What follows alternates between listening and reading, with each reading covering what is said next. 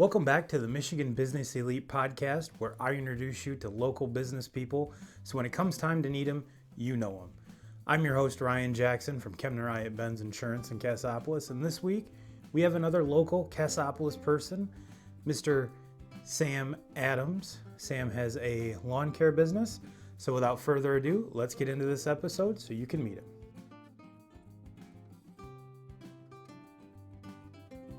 Welcome back to the Michigan's Business Elite podcast. I'm your host, Ryan Jackson, insurance agent over at Kemner Hyatt Benz Insurance and in Cass. Today I have one of my really good friends. We've known each other for quite a while. Our brothers are ride or die best friends. Yep. So our families have known each other for quite a while. But I have Mr. Sam Adams, not the brewmaster, the brewmaster. And, I wish. And you know he's that badass that the school named the middle school after him. So I wish that's after grandfather for sure. Right on. Well, Sam, go ahead and introduce yourself to the listeners and the viewers. Okay. Who are you? What do you do? What brought you to this spot? And right on. The floor is yours, my friend. All right. Name's Sam Adams. Run owner operator at Adams Mowing and Trimming. I've been doing that for the better part of 17 years. Full time for the past 6. Was a purchasing agent in the RV industry before that. Let's see. We were talking about wrestling. Are you the wrestling coach in Marcellus? Yeah, I'm a head varsity wrestling coach in Marcellus. Been doing that for 6 years. Also do JV football. Been doing that for 7 years. Actually started out at junior high football and got worked on up to JV football. So that's it's fun and exciting. I love dealing with kids. Way back when I was going to be a teacher. Still not totally out of the question, but really love doing the outside work with basically lawn care. I don't do any landscaping. I leave that up to people with some artistic ability. You want straight lines in your yard, I can do that, or most of them, some patches here and there, I can do that as well, trim it up. But if you want someone with artistic ability, you might have to go to someone with landscaping in their business name. So. Now, you also plow snow in the winter, right? Yep, plow snow in the wintertime. Had a pretty decent contract with Cassopolis Public Schools the last couple years. Unfortunately, the snow hasn't provided the best for snow plowing. So, yeah. Well, Mr. Adams, you kind of described your journey to here, but what actually got you into the lawn care business? Lawn care. Well, I would have to say probably when I was about 16 or 17, worked for a lawn care business out of Dowagiac. MTL was the name of the place. Got in there with my uncle's recommendation. He was a UPS driver, knew a guy that needed some help running a push mower, and I was just happened to be that guy at 16 years old. So I started running a push mower. We worked all over, mostly in St. Joe, Benton Harbor area. Did a lot of apartment buildings with a little tiny push mower doing the out front stuff. Did a lot of trimming. Of course, I was 16. A bunch of older guys were running the sit-down, ride-on lawnmower, 0 turns. So that's what really got me interested in it. I mean, I was mowing lawns way before that for, say, Grandma and Grandpa. Did theirs for a long time, just push mowed it. And then probably in 2003, left college and needed something to do for a job. And, that was something that really caught my interest. Started doing cemeteries at first. Was doing Valenia Township Cemetery for about 2 years. Did that, got my first 0-turn lawnmower. A lot of trimming involved in that, around headstones especially. And it's fairly peaceful. You don't get too many people bothering you when you're out there. Yeah. Cemeteries. At least living people, right? Right. Not too many people bothering you. And if you got someone bothering you, you better check out of there because they're not alive. But yeah, so that was in about 2003. Then just kind of bloomed from there. Started getting more and more residential clients, I guess you'd say, residential clients, customers. And it's really just gone up a lot from there. So good. Yeah, got about 30 consistent customers right now. I do it all by myself, so that's quite a pile of stuff to do in the summertime, springtime. and into the fall, we do, me and the mouse in my pocket, I guess. Your shotgun rider? Yeah, shotgun rider. Do spring cleanup, fall cleanup, take care of the lawn throughout the growing season in the summer, starting basically now in March. Doing some spring cleanup stuff, leaves that have fallen past the first snowfall, sticks, that's a big thing. Just general cleanup of yards, and I can just do that too. Like if you don't want to do your spring cleaning, I can do that for you. But if you want to mow your yard, that's fine. No skin off my back. I'd love to mow. I'd love to do it year round for you, Right. including the snow plowing. But if you just need some help during the spring or the fall, taking care of leaves, spring sticks, just easy stuff, I can still do that. Yeah, and there's probably a lot of elderly around that if they could use that service a lot. Yeah, and that's basically the base of my clientele is elderly. A lot of lawn guys are on the lakes. I'm not necessarily on lakes a whole lot because there's an abundance of lawn guys come springtime. Every year. Well, that leads right up into my next question. Is you mentioned you do commercial and residential. So being a business owner or a salesperson, we all have our quote unquote perfect clients. Right. In your mind, what is your perfect client? It's a perfect client. Would want me to work year round for them. That's spring cleanup, growing season, lawn care, maintenance, fall cleanup, snow plowing. Just people that are generally want their property to look nice. It's not. And I can also do. The perfect client would want me to make it look nice year round on a weekly basis, maybe bi-weekly. Especially some of the summers have went wet as they've been. Yeah.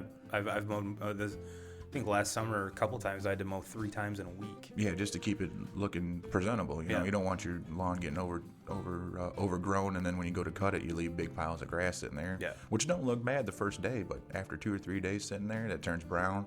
Yeah. Makes the yard look just. I don't like it. Well, it could end up killing the grass and everything else too. Yeah, you leave that dead grass sitting on top of there. A lot of people want me to leave the clippings, but that's only if I'm cutting off just the top third of the grass blade, really. Because if you cut off more than that, you're going to damage the grass, and it's going to create kind of a problem with leaving the extra grass laying on top of the yard. So, right. Yeah, I guess my perfect client would want me to keep that lawn looking fresh, like I'd just been there, even though I hadn't just been there. Just. And what areas what is your service area? My home, where we're based out of, is just north of Rust Forest, and I guess from there I've gone in a circumference of up to 45 miles. Okay. I do a subdivision down Niles on Portage Road. That's about 40-minute drive for me, but I'm doing 6-7 yards at a time, so that's not a big hassle for me. Right. Do a good pile of lawns in Decatur. Most of my stuff is really based out in the country, though. Oh, is it really? Yeah, most of it. Big country lawns that people don't really necessarily want to take care of, but they want it to look sharp when people drive by. Do some in Cassopolis. Not necessarily on Diamond Lake, because there's plenty of people on Diamond Lake that have lawn care that's just in Cassopolis, and they take care of that pretty well. But yeah, I guess my radius from my house is about 45-minute drive, or 40 miles, Sure. something in there. I haven't really gone too much north of Decatur, and haven't gone too much south of Portage Road in Niles, and that's almost South Bend, actually, if you really want to think about Roseland it. area. Yeah. To be honest, you're kind of belittling it. That's a pretty big radius right there. Right. Most folks just go, like it'd be Cass and Edwardsburg. And that's it. Right. Or you can't really throw Marcellus in there because Marcellus is in the middle of absolutely everything. Right. Of course. Of course. Yep. I do some stuff off of M40 South coming out of Marcellus. So do some things there. So it's and I've recently got into plowing over in Schoolcraft. Got a buddy over there that owns a apartment complex. So I go over there and snowplow for him, and we're probably going to get into mowing the lawn for him at least once a week. That'd be cool. So yeah. And you kind of touched on this. There are a lot of competitors in your field. how does someone like you niche down and like set yourself apart from everybody else? Well, I think most of the things that set me apart from a lot of them is a lot of people would want a contract that says, hey, you're going to keep me on and I'm going to mow your yard every week, whether it needs it or not. And I'm more of the guy that I know where you're coming from. You're spending your money with me. And I'm only going to mow it when your lawn absolutely needs it. You know, if it's been 85 degrees for better part of 2.5 weeks and your lawn is brown and dying, I'm not going to be out there mowing your yard over and over again just so I can get you to pay me on a weekly basis. So I think that's helped me a lot, especially with the older clientele. They don't want to be paying for something that's not showing results. Well, that, and especially the elderly are on a fixed budget. Of course. So of course. I can totally see how you offering a service like that would be beneficial to them. And now if someone, say it's a busy family and they want that once a week regardless, is that something that they could call you up and do? Oh, for sure. Yeah, I can totally take care of that, not a problem. And I also have had people call me that generally mow their lawns, but maybe they're going out of town for 2 weeks, and they want their lawn mowed those 2 weeks. That's not a problem for me. I mean, I can make openings in the schedule to accommodate that. I usually have pretty good openings maybe on the Tuesday, Wednesday situation. Thursdays, Fridays are pretty packed up because people want their lawns to look nice for the weekend, especially residential area. Commercial stuff, that's more like a Monday, Tuesday kind of thing because you want it to make it look nice for the week while you have customers coming in. Good point.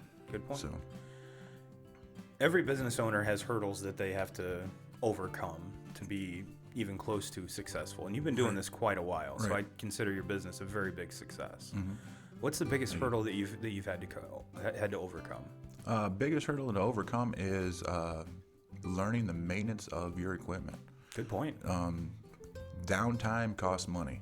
So when stuff is down, it costs you money. No matter if you're fixing it or if somebody else is fixing it, you got to know your maintenance schedule, changing oil, changing blades. Where you nowadays with fuel getting infused with ethanol does a wear and tear on your equipment if you leave that, say, sit for 30 days. Good point. Some of that gasoline breaks down into more water than it is gasoline. So that can wreak havoc on your equipment. So the biggest hurdle, I guess, is maintenance and downtime, especially since I'm just one guy. I have 2 mowers now. I bought a new one last year. So the other mower was just giving me so much hassle and so much downtime that I just couldn't feasibly understand why I was not just buying a new one, because the more money I was putting into the old one, I could have just bought a new one. Right. Well, now you have 2 just in case. Right. Yeah, they got the other one fixed up, looking nice, and I got a brand new one that I use most of. It's got a little bit bigger deck, so it doesn't take me as long. Very nice. Some of the bigger country yards. So. Well, Sam, now that we kind of pulled back the curtain on who is Sam Adams in your business, how can people find you? You can find me mostly. I have a Facebook page, Adams Mowing and Trimming, but most of the time, like I said, most of my clientele is elderly, so they can just hook me up on just a telephone call or a text if they so inclined. Phone number is 269-228-0969. Perfect. Well, now it's time for the lightning round. Oh, I love lightning round. Let's see what we can come up with. And the purpose of this is to pull that curtain even further back. We can sit here and talk about your business and everything, but kind of one of the goals for this podcast is to introduce you, the person, to an audience that you might not had the chance to get in front of. Right on. So these kind of open it up a little more, bring them closer to you. Okay. Are you an iPhone guy or an Android guy? Currently an Android guy. I've been one since I had a smartphone. So. All right. Yeah. Snickers or Kit Kats? Oh, Kit Kat for sure. This is the one that blows my mind. I'm the only one that I've asked out of everyone that I've had a conversation with that they would prefer Snickers over Kit Kats. Really? Yeah, and the guy that was in that seat just before you said the exact same thing. Yeah, I like the crunchy wafer, man. Right? Are you a chips or pretzel guy? Ooh, that's a tough one. I'd like to say pretzels. I'm a pretzel dude. I'm right there with you. Yeah. Are you a cat or dog person? Dog. Dog? Yep, dog. And cats are just too, I don't know, standoffish. I don't know. They only bother you when you went on to feed them, you know? Yeah, or that, either that or they need their box cleaned. Or Right. the other. Yeah. And to wrap this up, what is one piece of advice you would give your 14-year-old self? Let's see. One piece of advice, if I had to narrow it down, 14-year-old self, never quit. There you go. Stick with what you got going on. Never quit. If they don't like you enough, they'll tell you not to come back. But That's a good point. don't ever quit on it. Yeah. Well, Sam, I want to thank you for coming in. Thank you for having this conversation. And for the listeners, thank you for hanging in there with us. And you'll just have to see who I bring on next time. Well, I appreciate the time, man. Thanks you.